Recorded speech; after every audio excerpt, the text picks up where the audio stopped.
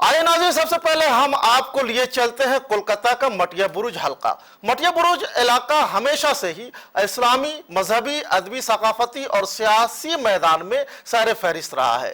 آج ہم مٹیا برج کے عظیم الشان شاہی امام باڑے کی بات کریں گے۔ جی ہاں ناظرین، یہ شاہی امام باڑہ اودھ کے آخری نواب واجد علی شاہ نے اپنے ضلع وطنی کے دور میں بنوایا تھا، جہاں کئی تاریخی چیزیں رکھی ہوئی ہیں۔ آج بھی یہاں مجلس ماتم کا اہتمام کیا جاتا ہے۔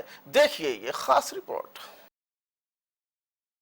یہ ہے اودھ کے آخری نواب واجد علی شاہ کے ذریعہ بنایا گیا کولکاتہ کے مٹیا برج میں واقع عالی شان امام باڑہ۔ یہ امام باڑہ لکھنؤ کے بڑے امام باڑے کی نقل کہی جاتی ہے۔ اس امام باڑے کو سبطین آباد امام باڑہ بھی کہا جاتا ہے، لیکن یہ امام باڑہ شاہی امام باڑے کے نام سے مشہور و معروف ہے۔ اس کی تعمیر 1864 میں کی گئی تھی، جب واجد علی شاہ کو کولکاتہ ضلع وطن کر دیا گیا تھا۔ ریاست اتر پردیش کے لکھنؤ کے آخری نواب واجد علی شاہ 30 جولائی 1822 کو اودھ کے شاہی خاندان میں پیدا ہوئے اور اپنی ضلع وطنی کے ہی دور میں 65 سال کی عمر میں 21 ستمبر 1887 کو کولکاتہ کے مٹیا برج میں انتقال کر گئے۔ جس نے شاہی امام باڑے کی تعمیر کی تھی، آج اسی میں وہ دفن ہیں اور ان کی وصیت کے مطابق قبر پر چاندی کا تازیہ نصب کر دیا گیا۔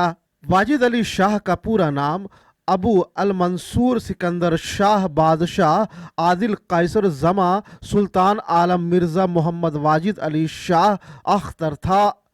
اپنے والد امجد علی شاہ کے بعد تخت نشین ہوئے، لیکن ان کی دلچسپی رعایا کے تئیں نہیں تھی، بلکہ انہیں رقص و موسیقی میں دلچسپی زیادہ رہی، جس کے سبب رعایا کی تباہ حالی اور حکام کی سرکشی، لاقانونیت، قتل، لوٹ مار کی کیفیات کا دورہ ہو گیا۔ یہی ان کی معزولی کا شاخسانہ بنی، جس کے باعث واجد علی شاہ کو انگریزوں نے ان کے بیٹے برجیش قدر کو 1857 میں تخت نشین کر کے کولکاتہ ضلع وطن کر دیا۔ اپنی ضلع وطنی کے دور میں انہوں نے کولکاتہ کے مٹیا برج میں ایک عالی شان امام باڑے کی تعمیر کرائی، جہاں بڑے اہتمام کے ساتھ عزاداری، مجلس اور ماتم ہوا کرتی تھی، جسے واجد علی شاہ ممبر پر بیٹھ کر سنا کرتے تھے، جس کی روایت اب بھی قائم ہے۔ انہوں نے شاہی مسجد کی بھی تعمیر کرائی، جہاں وہ 5 وقت کی نماز پڑھا کرتے تھے۔ کہا جاتا ہے کہ جس وقت واجد علی شاہ کو کولکاتہ مٹیا برج ضلع وطن کیا گیا تو وہ علاقہ گھنا جنگل تھا، لیکن اب یہ علاقہ ایک عظیم شہر کی شکل اختیار کر چکا ہے، جہاں مسلمانوں کی کثیر آبادی ہے۔ علاقے کی شکل تو بدل گئی، لیکن شاہی امام باڑہ اب بھی اپنی قدیم شکل میں موجود ہے، جسے دیکھنے کے بعد ماضی کی یاد تازہ ہو جاتی ہے۔ مین دروازہ سے داخل ہوتے ہی کشادہ صحن اور ٹائم گھنٹہ پر نظر پڑتی ہے۔ یہ ٹائم گھنٹہ واجد علی شاہ کے زمانے سے ہی موجود ہے۔ اسے ہر 1 گھنٹہ پر ہتھوڑا سے مار کر ٹائم بتایا جاتا ہے۔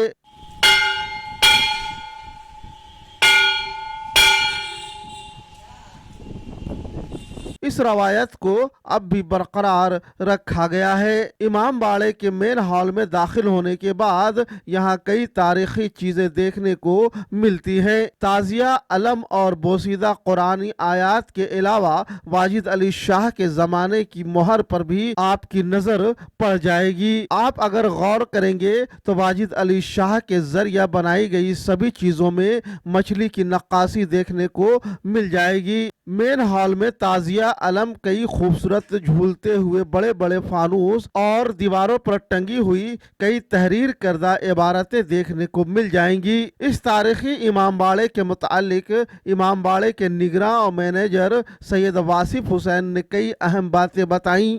لکھنؤ میں उनको नज़रबंद की तरह से अरेस्ट करके यहाँ लेके वो लोग आए थे। और बादशाह चूँकि शौकीन थे और आज़ादारी करते थे, इमाम हुसैन को मानते थे, तो वो मुहर्रम में उन्होंने ये इमाम बारगाह बनवाया अपने लिए, ताकि आज़ादारी हो, मातम मजलिस हो, इमाम हुसैन के अज़ा का पूरा 40 दिन तक का प्रोग्राम हो।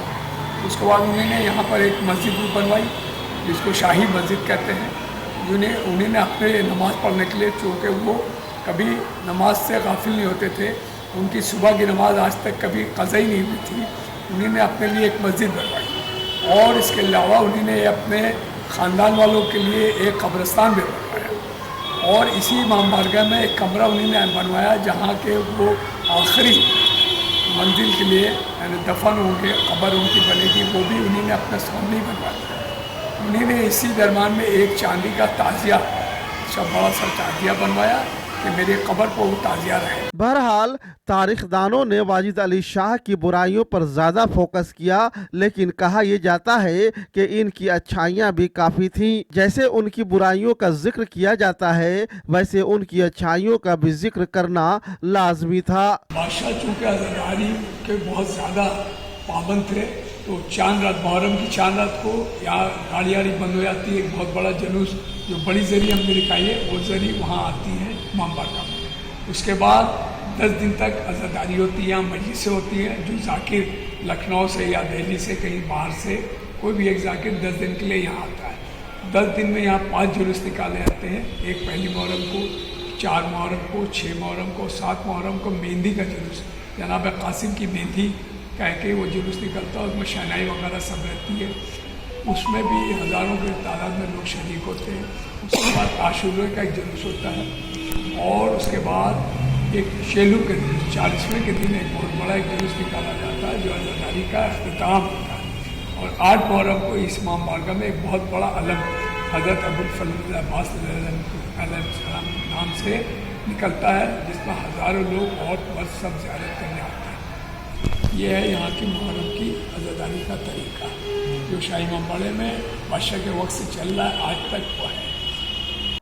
वैसे तो इनकी अच्छाइयाँ कई थीं, जिसकी मिसाल कोलकाता का शाही इमाम बाड़ा और शाही मस्जिद का नाम लिया जा सकता है, जिससे आज की नस्ल मुस्तफीज हो रही है। ब्यूरो रिपोर्ट, ओनकार अवामी। Allah